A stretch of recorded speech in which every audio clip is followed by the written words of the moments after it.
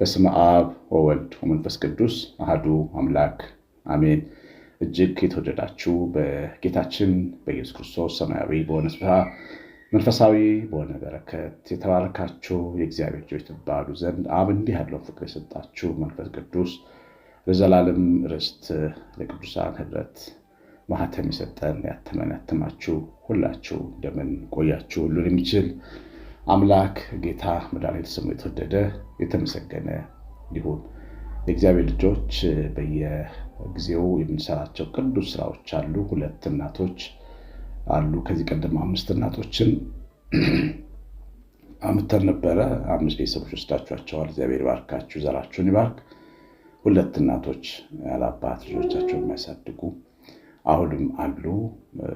አንድ ቤተሰብን ቢይዝ በዓመት እስከ 50 ሺህ ብር መስጠት የሚችል ድጋፍ ካደረገ ትልቅ ነገር ነው። ለልጆቻቸው ምሳቃ መቋጠር እንዲችሉ ያደርጋል። ይህን ማድረግ የምትወዱ እግዚአብሔር ያዘጋጃችሁ 09114138 ስልኬ ላይ ያሳውቁኝ። እግዚአብሔር እናንተን ቤታችሁን ይባርክ። ተወዳጆች፣ ርዕሱ ላይ እንዳያችሁት ቅዱስ ዳዊት ከዘመረው መዝሙር ተነስተን ዛሬ እግዚአብሔር የሚናገርን እንሰማለን። መዝሙር 120 በቅንፍ 21 ላይ ዓይኖቼን ወደ ተራራ አነሳ፣ ረዳቴ ከወዴት ይምጣ? ረዳቴ ሰማይና ምድር ከሰላ ከእግዚአብሔር ዘንድ ነው፣ እግሬንም ለመለወጥ አልሰጠም ይላል። እንግዲህ ዳዊት ትግል እንደገጠመው ታያላችሁ። የመንፈስ ትግል እንደገጠመው በእግዚአብሔር የሚያምን ሰው ከሚገጥመው ተግዳሮት አንዱ ተራራ ሲገጥመው በመንገዱ ተራራው በጣም ሲያሳስበው የሚወጣ ሳይመስለው ሲቀር ትናንትን እየረሳ ነገን የሚሻገር ሳይመስለው ሲቀር ይሄ ፈተና ብዙዎቻችን እንደሚሰማን ዳዊትም ተሰምቶት ነበር። ይሄ ፈተና ዳዊት ብቻም ሳይሆን እስራኤል በምድረ በዳ ሲጓዙ የነበረባቸው ትልቁ ፈተና ነው። ከግብፅ የወጡት በታላቅ ተአምራት ነው። በተጸናች በተዘረጋች እጅ አልፎ የመጣ ድኖ የመጣ ሕዝብ ነበሩ እስራኤል። ከግብፅ 11 ተአምራት ብዙ ነገር ተምረው መውጣት ነበረባቸው። ውሃ ተከፍሎ በታሪክ ተፈጽሞ በማያውቅ ሁኔታ ተሻግረው ሲያልፉ ፊት ለፊታቸው ምንም ነገር ቢገጥማቸው ማለፍ እንደሚችሉ መማር ነበረባቸው። ውሃ በጠማቸው ጊዜ ድንጋይ ውሃ ሲያፈስላቸው በእግዚአብሔር ቸርነት እግዚአብሔር እንደሚችል ማመን ነበረባቸው። እንጀራ መጋገር በማይቻልበት የጣኔዎስ በረሃ ከሰማይ እንጀራ ሲመጣ እግዚአብሔር አሳዳሪ መሆኑን ማመን ነበረባቸው። ግን ባርነት ውስጥ የሰነበተ ልብ በቀላሉ ይሄን አይቀበልም። ይሄ ማለት እኛ ማለት ነው። እኛ የተሻገርናቸው በጣም ብዙ ዘመናት አሉ። በእግዚአብሔር ችሎታ ይሆናል ብለን ባላሰብነው መንገድ እንዴት ወጣው ብዬ ከቷ ልደነቅም ብላ ምርቴ ስዘምር በጣም ይገርመኛል። እንዴት ወጣው ብለን በየቀኑ እኮ ነው የምንደነቀው። ምክንያቱም የሚያስወጣ አምላክ ያለ አይመስለንም። ምድረ በዳችን ውስጥ የሚገጥሙን መሰናክሎች እያንዳንዳቸው ትንንሽ ጠጠሮች እንኳን ትልቅ ተራራዎች ይሆኑብናል። የዳዊት የመንፈስ ፈተናም እንደዚህ ነበር ቤተሰቦች። እና ዓይኖቹን ወደ ተራሮቹ አንስቶ እንደቆየ ይናገራል። ያ ማለት ብዙ ችግሮች ነበሩት ፊት ለፊቱ፣ ብዙ ችግሮች። ልጁ አቤሴሎም መፈንቅለ መንግስት በሱ ላይ ለማድረግ ተነስቷል። በዙሪያው ደግሞ ፍልስጤማውያን ጠላቶች አሉበት። እንደዚሁም ደግሞ በራሱ ድካም ያመጣቸው የኃጢአት ፈተናዎች አሉበት። በልጆቹ መካከል አለመዋደድና መፈላለግ አለ። እነዚህን ፈተናዎች ተሸክሞ ይኖር ነበር ዳዊት። እነዚህ ፈተናዎች ብዙ ጊዜውን ፈጅተውበታል፣ እነሱን በማሰብ ማለት ነው። እና ዓይኖቻችን ተራራ ላይ ሲሆኑ ችግሮቻችን ላይ መቆየታችን ያሳያል። በቃ እኔ ብለው አልጣፋ አለኝ፣ አልስተካከል አለኝ። ነገሮች በጣም ተበላሹብኝ፣ ስራም ወደመብኝ፣ ሐዘን ገጠመኝ፣ ልብ የተሰበረብኝ፣ ሰዎች ጠሉኝ፣ ትናንትና በጣም ሰዎች አሳደውኛል፣ በህይወቴ ውስጥ ብዙ ፈተና ገጥሞኛል። እኔ ልቡ ያዘነባት ሴት ነኝ፣ ልቡ ያዘነበት ወንድ ነኝ። መንገዴ ሁሉ በጣም በብዙ ፈተና የመጣ ነው። አባት ያዕቆብ እንዳለው በፈርዖን ፊት እድሜ ስንት ነው ሲለው እድሜ 120 ነው፣ ነገር ግን ዘመኔ ሁሉ መከራ ሆናል። ዘመኖቹ ያሳለፈውን የእግዚአብሔርን እጅ ያየውን ራእይ፣ ያየውን ቸርነት፣ ያየውን ፍቅር፣ ያየውን በረከት አልተናገረም። ያዕቆብ የተናገረ ያለው ያሳለፈውን ፈተና ነው። ልክ እነዚህ ፈተናችን ላይ አተኩረን እንቆያለን ማለት ነው። ነገር ግን የሚያዋጣው መንገድ አይኖቻችንን ከተራራ ላይ ማንሳት ነው። ብዙ ሰዎች በስልክ የምሰማችሁ ሰዎች ያላችሁ፣ ራሴን ማዳምጣለሁ። በራሴ ተራራው ላይ ነው የምንቆየው። ተራራ የሆነብን አላሳልፍ ያለን እንቅፋት የሆነብን ነገር ላይ አይኖቻችን አሉ እስካሁን። ይህ ደግሞ ውጤቱ የበለጠ መስቀጥ ነው የሚያመጣው፣ ውድቀት ነው የሚያመጣው። ቅዱስ ጴጥሮስ ጌታ ኢየሱስ በውሃ ላይ ሲራመድ ባየው ጊዜ እሱ መሆኑን ካወቀ በኋላ ልምጣ ፍቀድልኝ ብሎት ነበር። ጌታ ፈቀደለት ና አለ። እግሮቹን አንስቶ ውሃ ላይ ረገጠ። ውሃው አላሰጠመው። ደግሞ ረገጠ፣ ደግሞ ረገጠ፣ ደግሞም ረገጠ። መራመድ ቻለ ውሃ ላይ። ትዝ ሲለው ግን የረገጠው ውሃ ነው። ጌታ እያየ ነበረ የሚራመድ የነበረው። ተወሰነ ጌታ እያየ ሲራመድ ውሃው መሬት ነበር ለሱ። ዞር ሲል ወደ ውሃው ሲመለከት ለካ የሚያሰጥመው ውሃ ነው የቆመበት። ስለሱ ማሰብ ጀመረ። ብሰጥምስ ብሎ መፍራት ጀመረ። አይኖቹን ከእግዚአብሔር ላይ አነሳና ከጌታው ላይ አነሳና ወደ ተራራ ወደ ውሃው መለሰ ማለት ነው። ያ ጊዜ መስጠም ጀመረ። በቃ የህይወት ህግ ነው።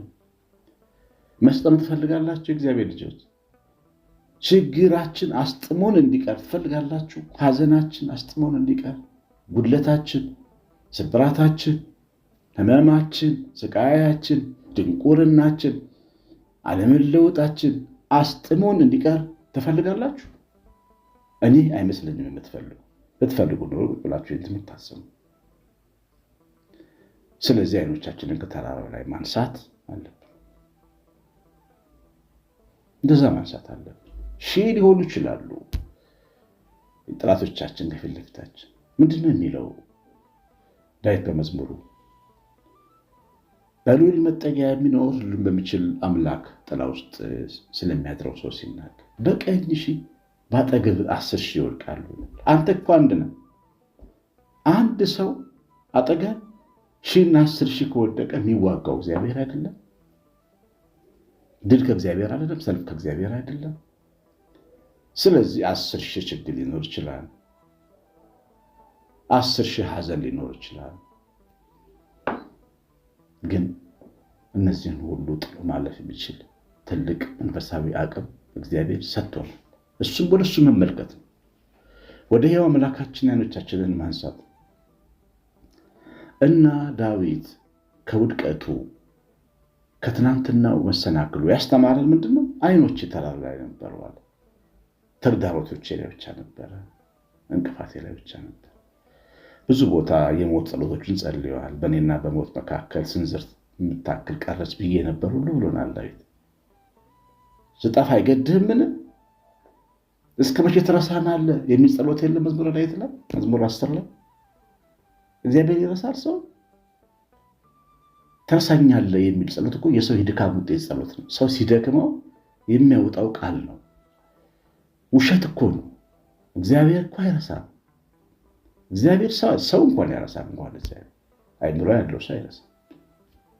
እስከ መቼ ትረሳኛለህ? እስከ መቼ በቃ ለሞት ቀረብኩ እያለ ይጸልይ የነበረው ዳዊት ተራራ ላይ አይኖቹን ስላስቀመጠው ችግሮቹ ላይ ስለቆየ ነው። እንደዚህ አይነት ብዙ ምዕመናን በየቤታችን፣ በየኑሯችን፣ በየመቅደሳችን አሉ። እግዚአብሔር ልጆች ግን የሚሻለውን መውጫ መንገዱን ደግሞ እንደገና ራሱ ዳዊት ሲያስተምረን ረዳቴ አልመጣም አለ። ዝም ብዬ ችግሬ ላይ ብቻ እያለቀስኩኝ ተቀመጥኩ፣ ግን መቼም ከችግር አልወጣሁም። በነገራችን ላይ እኔ በህይወቴ ያየሁት ነው። ይሄ የራሴ ነው። ብዙ ጊዜ የማለቅስባቸው ጊዜያቶች ነበሩ። እንደውም ማልቀስን እንደ መንፈሳዊነት ነበር ማየው እና ስለ ንስሐ ስለ ኃጢአቴ ማለቅስ እንዳይመስላችሁ፣ ስለ ችግሬ እንዲሆኝ እንዴት ደርሶብኝ እያልኩ ብዙ ዘመን አልቅሻለሁ። በዛ ባለቅስባቸው ዘመናት ግን ችግሮች ሲስተካከሉ አላየሁም። ለምን? አይኖቻችን ወደ ተራራ ላይ ከተተከሉ ረዳታችን አይመጣም ነው የሚለን። ከየት ይመጣል? ለአንተ ትልቅህ ችግርህ ነዋ። ለአንተ ትልቅ ሐዘንህ ነዋ፣ ኪሳራህ ነዋ፣ ስብራትህ ነዋ፣ ድካምሽ ነዋ፣ ማጣትሽ፣ አለመውለድሽ፣ አለማግባትሽ ሊሆን ይችላል። ያች ችግር ያንቺ ትልቅ ነገር ግን ትልቅሽ በሕይወትሽ እሱ ነው። የእኛ ትልቅ ሰማይ ላይ ያለው አምላክ አይደለም? ቶሎ ብለን አይኖቻችን መቀየር አለበት ወደዛ። አይኖቻችን ወደ ሰማይ መነሳት አለባቸው። አዎ ተራራ ፊት ለፊታችን አለ፣ ግን ተራራን ሜዳ የሚያደርግ ጌታ ደግሞ ሰማይ ላይ አለ። ምንድን ነው ያለን? በዘካርያስ አንተ ተራራ ሆይ በዘሩባቤል ፊት ምንድን ነህ? ደልዳላ ሜዳ አደርግሃለሁ። እንደዚህ ያለ ጌታ ነው ሰማይ ላይ ያለው። ስለዚህ አይኖቻችንን ቶሎ ብለን ወደ ሰማይ ማንሳት አለብን። ወደ ሰማይ ስናነሳ ተስፋና ጥንካሬ ነው የሚሰማ። ምን ሆናችኋል እስክንባል ድረስ ነው የምንጠነክረው። በከባድ ችግር ውስጥ ሆነን አንድ ጊዜ እየሳቅን እያለ አንድ ጓደኛችን መጣ። ማመን አቃተው። እየሳቅን ሲሄድ እንዴ እናንተ ከባድ ችግር ውስጥ ሆናችሁ ትስቃላችሁ እንዴ ያለ። አንዳንዴ አይኖቻችን ወደ ሰማይ ሲሄዱ ችግሮቻችን፣ ተራሮቻችን አይታዩን። የሚገርማችሁ ችግር ያለበትም አንመስልም፣ እየደላው ነው የምንመስለው። አዋ እግዚአብሔር ከኔ ጋር ከሆነ ማን ይቃወመኛል ይላል እኮ ሐዋርያው ጳውሎስ። እናንተ አሁን የምትሰሙት ትምህርት ሳይንሳዊ ትምህርት አይደለም፣ የእምነት ትምህርት ነው። ልዩ ሰው የመሆን ትምህርት ነው። በሌላ አቅጣጫ የማየት ትምህርት ነው። ሰማያዊ ሕይወትን መለማመጃ ትምህርት ነው። ይህን ማወቅ ያስፈልጋል። በችግሮቻቸው ፊት የሚስቁ ሰዎች ብዙ አሉ።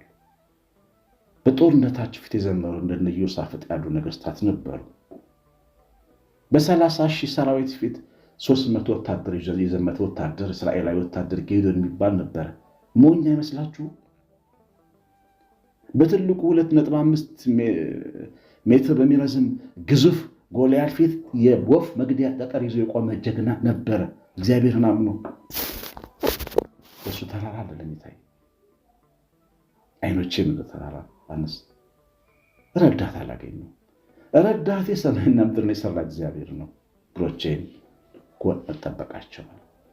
እግሮቹ ወጥመድ ውስጥ እንዳይገቡ። የእግሩ ወጥመድ አይኖቹ ተራራ ላይ መሆናቸው ነበር። ብዙ ሰዎች ችግሮቻችን ላይ ብቻ የምንቆይ ሰዎች ወጥመድ ውስጥ እንደገባ ነው።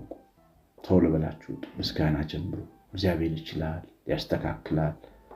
በቃ ጠዋት ተነስታችሁ መሆን የምትፈልጉትን ነገር እንደሆነ ስትጸልዩ ይላል እንደተቀበላችሁ ነው እንደሆነ አምናችሁ ተናገሩ። ከችግር ወጣለሁ ብሎ ማንም ይሳቅባችሁ። የገዛ ልባችን ሊስቅብን ይችላል፣ ግን በቃ ያንን ተቋቁማችሁ በእግዚአብሔር ላይ ለየት ባለ መንገድ አይኖቻችን ወደ ላይ መነሳት አለባቸው። እውነቴን የምነግራችሁ ከችግሮቻችን ስንወጣ እናያለን። ይሄው ተጽፏል። አይኖችን ወደ ተራራ አነሳው፣ ረድኤቴ ከወዴት ይምጣ? ረዳቴ ሰማይና ምድርን የሠራ እግዚአብሔር ይረዳል አለ ዳዊት። በቃ ያየ መሰከር። እንግዲህ ልባችን ውስጥ ይህን ቃል ያትምልን። በእውነት እኔ ደጋግማችሁ ብትሰሙት ደስ ይለኛል። ደጋግመን ብንሰማው፣ ደጋግመን ብንበረታ፣ ልባችን እስኪለምድ ድረስ እግዚአብሔርን ቃል በርቱ፣ እግዚአብሔር ያበርታችሁ፣ ክፉ ይጠብቃችሁ። እግዚአብሔር ቸርነታችን የእመቤታችን ረድኤት በረከት ይሙላት። ጥበቃ አብሮን ይሁን። ትምህርቱ ላይ ኮሜንትና ላይክ ስለምታደርጉ እግዚአብሔር ባርካችሁ። የቅድሙን እናቶችን ማሳሰቢያ አትርሱ። ቄስ አሸናፊ ገብረማርያም ነኝ። መላከ ስብሐት ብያለሁ። የቤተክርስቲያን አባቶች እንግዲህ እግዚአብሔር ባርካችሁ። ሰላም